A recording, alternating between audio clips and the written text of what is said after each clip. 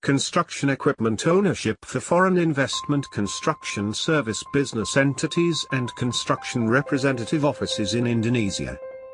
Infrastructure investment has been identified as one of the key catalysts for unlocking a country's overall economic potential, promoting growth, creating jobs, and reducing poverty.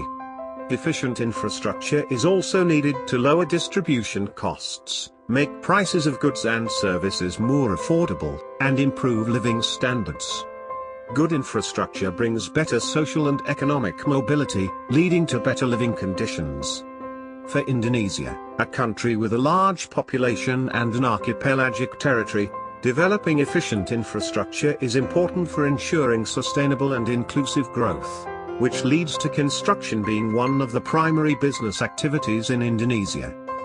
The qualifications for a construction services subsector business entity for construction consulting services and construction works as stated in Article 84 of Indonesian Government Regulation No. 5 of 2021 concerning risk-based business licensing include the following: A. Small qualification, B. Medium qualification, and C. Large qualification.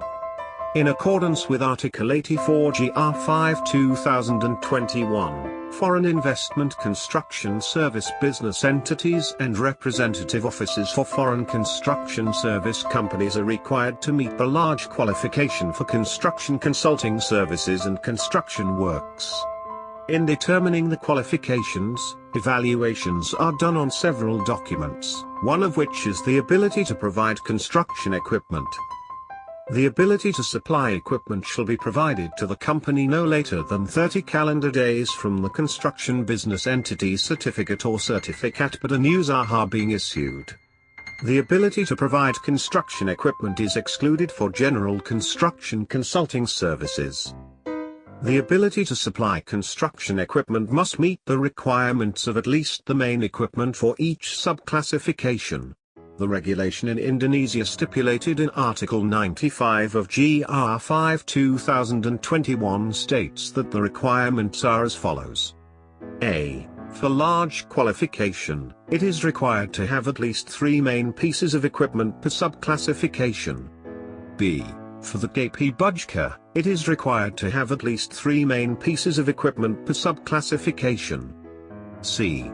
For integrated construction work business activities conducted by businesses with large qualifications, it is required to have at least 3 main pieces of equipment per subclassification. D.